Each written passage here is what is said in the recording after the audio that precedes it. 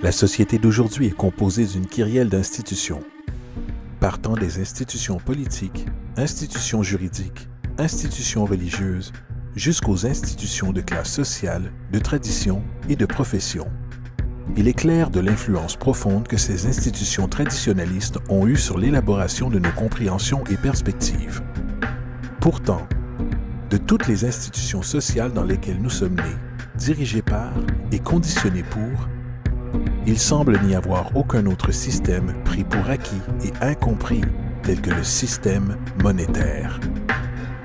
Prenant presque des proportions religieuses, l'institution monétaire établie existe comme une des formes les plus indiscutables de foi qui soit.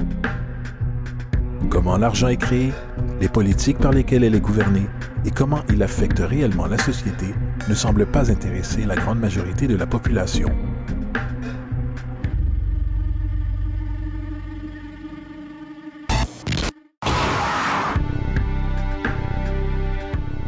Dans un monde où 1% de la population possède 40% de la richesse de la planète, dans un monde où 34 000 enfants meurent chaque jour de pauvreté et de maladies évitables, où 50% de la population du monde vit avec moins de 2 $ par jour, une chose est claire, quelque chose tourne très mal. Et que nous en sommes conscients ou non, le moteur de toutes nos institutions établies et de la société elle-même est l'argent.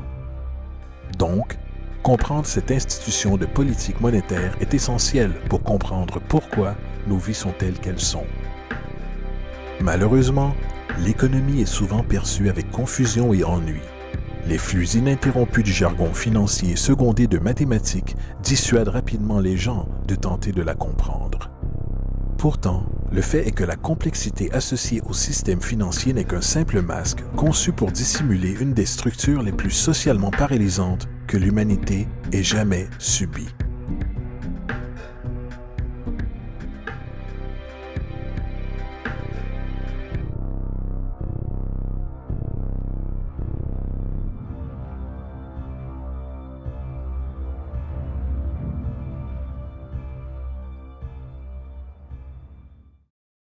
Il y a quelques années, la Banque centrale des États-Unis, la Réserve fédérale, a produit un document intitulé Modern Money Mechanics.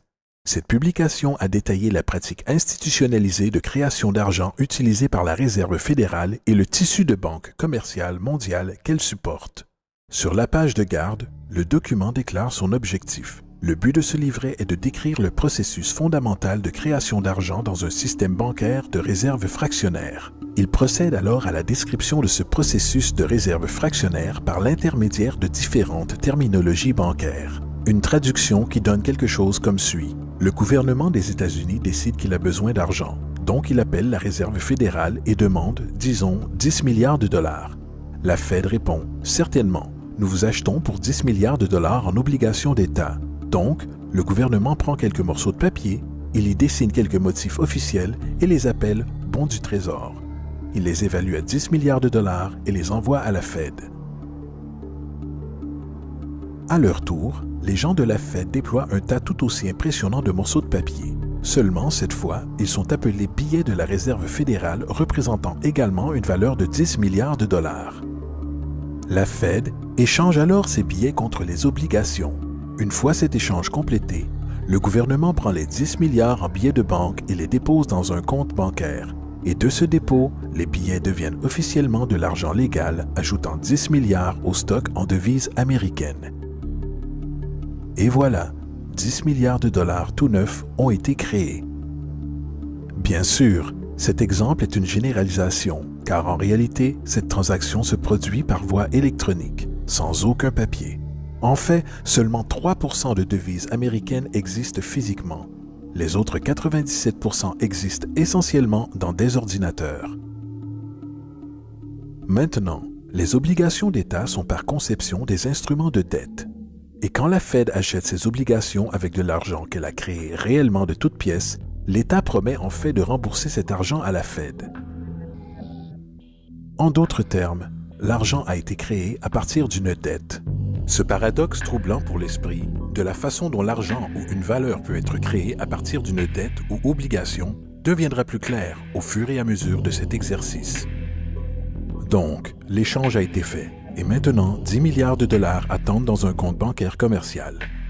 C'est ici que ça devient vraiment intéressant. Comme fondé sur la pratique des réserves fractionnaires, ce dépôt de 10 milliards de dollars devient instantanément partie des réserves de la banque comme tous les dépôts le sont. Et en respectant des conditions des réserves comme indiqué dans Modern Money Mechanics, une banque doit légalement maintenir des réserves égales à un pourcentage obligatoire de ses dépôts. Ce qu'il quantifie ensuite en déclarant, en vertu de la réglementation en vigueur, la réserve exigée pour la plupart des comptes transactionnels est de 10 %. Ce qui signifie que pour un dépôt de 10 milliards de dollars, 10 %, soit 1 milliard, est retenu en tant que réserve obligatoire, alors que les 9 milliards restants sont considérés comme un surplus de réserve et peuvent être utilisés comme la base de nouveaux prêts. Maintenant, il est logique de présumer que ces 9 milliards sont générés à partir du dépôt de 10 milliards. Toutefois, ce n'est en réalité pas le cas. Ce qui se passe réellement est que les 9 milliards sont tout simplement créés de toutes pièces, en plus du dépôt de 10 milliards existant. Et voici comment le stock d'argent est gonflé. Comme indiqué dans Modern Money Mechanics, bien sûr, elles, les banques, ne paient pas réellement les emprunts avec l'argent qu'elles reçoivent en dépôt. Si elles le faisaient, aucun argent supplémentaire ne serait créé. Ce qu'elles font lorsqu'elles réalisent un prêt est d'accepter des obligations, contrats d'emprunt, en échange d'avoir, argent, sur le compte transactionnel de l'emprunteur. En d'autres termes, les 9 milliards peuvent être créés à partir de rien tout simplement parce qu'il y a une demande pour un tel emprunt et qu'il y a un dépôt de 10 milliards pour satisfaire les obligations de réserve. Maintenant, supposons que quelqu'un arrive dans une banque et emprunte les 9 milliards nouvellement disponibles. Ils vont alors certainement prendre cet argent et le déposer dans leur propre compte bancaire. L'opération se répète alors, car ce dépôt fait devient partie des réserves de la banque. Soit 10 % sont isolés et à nouveau 90 % des 9 milliards ou 8,1 milliards sont maintenant disponibles comme argent nouvellement créé permettant de nouveaux emprunts. Et bien sûr, ces 8,1 peuvent être prêtés et déposés à leur tour créant 7,2 milliards supplémentaires, puis 6,5 milliards, puis 5,9 milliards, etc. Ce cycle de dépôt-emprunt d'argent peut techniquement continuer à l'infini. Le résultat mathématique moyen résultant est qu'environ 90 milliards de dollars peuvent être créés à partir des 10 milliards d'origine. En d'autres termes, pour chaque dépôt fait dans le système bancaire, environ 9 fois le montant peut être créé de toutes pièces. Money jitters. Ask the obliging Bank of America for a jar of soothing instant money, M-O-N-E-Y, in the form of a convenient personal loan. Donc, maintenant que nous comprenons comment l'argent est créé par ce système bancaire de réserve fractionnaire, une question logique, encore illusoire, peut venir à l'esprit. Quoi donc donne réellement sa valeur à l'argent nouvellement créé? La réponse, l'argent qui existe déjà. Le nouvel argent vole essentiellement sa valeur en stock existant. Comme le stock total est accru sans se soucier de la valeur en biens et services, et comme le stock et la demande définissent l'équilibre, les prix augmentent diminuant le pouvoir d'achat de chaque dollar. Ceci est généralement dénommé inflation. Et l'inflation est essentiellement une taxe cachée sur les citoyens. What is the advice that you generally get? And that is inflate the currency. They don't say debase the currency. They don't say devalue the currency. They don't say cheat the people who are saved. They say lower the interest rates. The real deception is when we distort the value of money, when we create money out of thin air. We have no savings, yet there's so-called capital. So my question boils down to this. How in the world can we expect to solve the problems of inflation, that is, the increase in the supply of money, with more inflation? Bien sûr, ce n'est pas possible. Le système de réserve fractionnaire de l'expansion monétaire est fondamentalement inflationniste, car le fait de dilater la provision d'argent sans avoir une croissance proportionnelle des biens et des services dans l'économie dévaluera toujours une monnaie. En fait, un bref aperçu historique sur la valeur du dollar américain en comparaison avec le stock d'argent reflète complètement cette observation. Une relation inversée est évidente. $1 en 1913 nécessiterait 21,6 $ en 2007 pour une valeur équivalente. ce qui représente une dévaluation de 96% depuis que la Réserve fédérale existe. Maintenant, si cette réalité d'inflation inhérente et perpétuelle semble absurde et se mordre la queue économiquement, attendez un instant, car absurdité est un euphémisme comparé au fonctionnement de notre système financier. En effet, à l'intérieur de notre système financier, l'argent est une dette, et une dette est de l'argent. Voici un diagramme du stock d'argent américain entre 1950 et 2006. Voici un diagramme de la dette nationale américaine durant la même période. Intéressant est-il, les tendances sont pratiquement les mêmes. Car plus il y a d'argent, plus il y a de dettes. Plus il y a de dettes, plus il y a d'argent. Autrement dit, chaque dollar de votre portefeuille est dû à quelqu'un par quelqu'un. Car n'oubliez pas, le seul moyen pour l'argent d'exister est par l'intermédiaire d'emprunts. Par conséquent, si tout le monde dans le pays était capable de payer toutes les dettes, y compris l'État, il n'y aurait pas un dollar en circulation.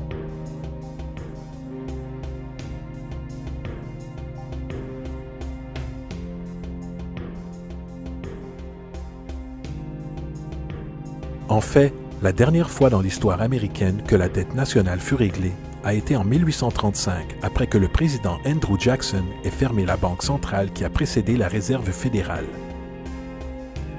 En fait, l'entière profession de foi politique de Jackson tournait essentiellement autour de son engagement à fermer la banque centrale, déclarant sur ce point « L'effort éhonté que la banque actuelle a fait pour contrôler le gouvernement ne sont que les présages du destin qui attend les Américains, qu'ils soient trompés dans une perpétuation de cette institution ou à la mise en place d'une autre comme elle. » Malheureusement, ce message n'a pas perduré et les banquiers internationaux ont réussi à installer une autre banque centrale en 1913. La Réserve fédérale. Et aussi longtemps que cette institution existe, une dette perpétuelle est garantie. Maintenant, jusqu'ici, nous avons discuté du fait que l'argent est créé de toutes pièces au travers de prêts. Ces prêts sur des réserves bancaires et ces réserves sont dérivées de dépôts. Et au travers de ce système de réserves fractionnaires, chaque dépôt peut créer 9 fois sa valeur d'origine, après quoi la dévaluation du stock d'argent existant hausse les prix dans la société. Et comme cet argent est créé au travers de dettes et circule aléatoirement dans le commerce, les gens deviennent détachés de leurs dettes d'origine et un déséquilibre existe lorsque les gens sont forcés à rivaliser pour du travail afin d'extraire suffisamment d'argent du stock monétaire pour subvenir à leurs besoins. Aussi dysfonctionnel et arriéré que tout ceci peut paraître, il y a encore une chose que nous avons omis de cette équation. Et c'est cet élément de la structure qui révèle la frauduleuse nature du système lui-même. L'application d'intérêts. Quand l'État emprunte de l'argent à la Fed ou qu'une personne emprunte de l'argent à une banque, il doit presque toujours rembourser avec des intérêts bruts. En d'autres termes, presque chaque dollar qui existe doit au final retourner dans une banque avec les intérêts payés également. Mais si tout l'argent est emprunté à la banque centrale et est gonflé par les banques commerciales au travers de prêts, seulement ce qui est dénommé comme le principal est créé depuis le stock d'argent. Alors maintenant, où est l'argent permettant de couvrir tous les intérêts dus? Nulle part. Il n'existe pas. Les ramifications de cette disposition sont renversantes, car le montant d'argent dû aux banques excédera toujours le montant d'argent disponible en circulation. C'est pourquoi l'inflation est constante dans l'économie, car de l'argent frais est toujours nécessaire pour aider à couvrir le déficit perpétuel intégré au système causé par le besoin de payer les intérêts. Ce qui signifie aussi que mathématiquement, les défaillances et la banqueroute sont littéralement incorporées au système et qu'il y aura toujours des laissés pour compte de la société qui n'auront que des miettes. Une analogie serait le jeu de la chaise musicale. Au moment où la musique s'arrête, quelqu'un est mis de côté. Et c'est tout le problème. Il transfère invariablement les véritables biens de l'individu vers les banques, car si vous n'êtes pas en mesure de payer votre hypothèque, ils prendront votre propriété. C'est particulièrement rageant quand vous réalisez que non seulement ce défaut est inévitable dû aux pratiques de réserve fractionnaire, mais aussi par le fait que l'argent que la banque vous a prêté n'existe pas légalement en premier lieu. En 1969, un cas à la Cour d'affaires du Minnesota a impliqué un homme nommé Jérôme Daly, qui recusait la saisie de sa maison par la banque qui lui avait fait le prêt pour l'acheter. Son argument était que le contrat d'hypothèque exigeait que les deux parties, lui et la banque, aient chacun établi une forme légitime de propriété pour l'échange. Dans le jargon légal, ceci est appelé contrepartie. M. Daly expliqua que cet argent n'était pas, en réalité, la propriété de la banque, car il était créé à partir de rien au moment de la signature d'accords du prêt. Vous rappelez-vous de ce que Modern Money Mechanics déclare à propos des prêts? Ce qu'ils font, lorsqu'ils accordent un prêt, est d'accepter des obligations en échange de fonds. Les réserves sont inchangées par la transaction d'un prêt, mais déposer des fonds constitue un ajout au total des dépôts du système bancaire. En d'autres termes, l'argent ne provient pas de leur actif existant. La banque invente simplement, ne mettant en jeu rien du tout, hormis son obligation théorique sur papier. Alors que le jugement du litige progressait, M. Morgan, le président de la banque, déposa son témoignage et dans le mémorandum personnel du juge, il rappela que le plaignant, le président de la banque, admit qu'avec la participation de la Réserve fédérale a créé de l'argent ou des avoirs sur ses livres comptables. L'argent et les avoirs ont vu le jour lorsqu'ils les ont créés. M. Morgan admit qu'aucune loi des États-Unis n'existe lui donnant le droit de le faire. Une contrepartie légitime doit exister et être remise pour entretenir l'obligation. Le jury n'a pas trouvé de contrepartie légitime et approuve. Il ajouta aussi, poétiquement, « Seul Dieu peut créer quelque chose de valeur à partir de rien. » Et sur cette révélation, la Cour rejeta la demande de saisie de la banque et Daly garda sa maison. Les implications de la décision de cette Cour sont immenses, car à chaque fois que vous empruntez de l'argent à une banque, que ce soit pour une hypothèque ou une facture par carte de crédit, l'argent que l'on vous donne n'est pas seulement contrefait, il est illégitime comme forme de contrepartie et par conséquent annule le contrat de remboursement, car la banque n'a jamais été en possession de cet argent. Malheureusement, de telles jurisprudences sont supprimées et ignorées, et le jeu du transfert perpétuel de biens et de la dette perpétuelle continue. Ce qui nous amène à l'ultime question. Pourquoi? Pendant la guerre civile américaine, le président Lincoln contourna les prêts à fort taux d'intérêt offerts par les banques européennes et décida de suivre ce que les pères fondateurs préconisaient, qui était de créer une monnaie indépendante et intrinsèquement sans dette. Elle a été appelée la Greenback. Peu après que cette mesure fut prise, un document interne circula entre différents intérêts banquiers anglais et américains, déclarant « L'esclavage n'est autre que la possession du travail et porte avec lui le soin des travailleurs, alors que le plan européen est que le capital doit contrôler le travail en contrôlant les salaires, ce qui peut être fait en contrôlant l'argent. Il n'est pas bon d'autoriser la greenback, car nous ne pouvons la contrôler. » La politique de réserve fractionnaire perpétrée par la Réserve fédérale, qui s'est répandue en pratique dans la grande majorité des banques dans le monde, est en réalité un système d'esclavage moderne. Pensez-y. L'argent est créé à partir de dettes. Que font les gens lorsqu'ils sont débiteurs? Ils se proposent à l'embauche pour rembourser. Mais si l'argent ne peut être créé qu'à partir d'emprunts, comment la société peut être délivrée des dettes? Elle ne peut pas. Et c'est l'objectif. Et c'est la peur de perdre ses avoirs, secondée par la lutte pour garder le dessus, avec une dette perpétuelle et l'inflation inhérente au système, aggravée d'une pénurie incontournable dans la provision d'argent même, créée par des intérêts qui ne pourront jamais être remboursés, qui garde l'esclave salarié dans ce chemin. Courant sur une roue de hamster, avec des millions d'autres, en effet propulsant un empire qui ne bénéficie réellement qu'à une élite au sommet de la pyramide. Car, à la fin de la journée, pour qui travaillez-vous réellement? Les banques. L'argent est créé dans une banque et inévitablement finit dans une banque. Ce sont les véritables maîtres, accompagnés des corporations et des gouvernements qu'ils supportent. L'esclavage physique oblige à nourrir et loger les gens. L'esclavage économique oblige les gens à se nourrir et se loger eux-mêmes. C'est l'une des arnaques les plus ingénieuses de manipulation sociale jamais créées. Et à la base, c'est une guerre invisible contre la population. La dette est une arme utilisée pour conquérir et asservir des sociétés, et les intérêts sont ses munitions principales. Et comme la majorité vit ignorante de cette réalité, les banques, en association avec les gouvernements et les corporations, continuent à perfectionner et étendre leurs tactiques de guerre économique, générant de nouvelles bases, telles que la Banque mondiale et le Fonds monétaire international, tout en inventant un nouveau type de soldat, la naissance de l'assassin économique.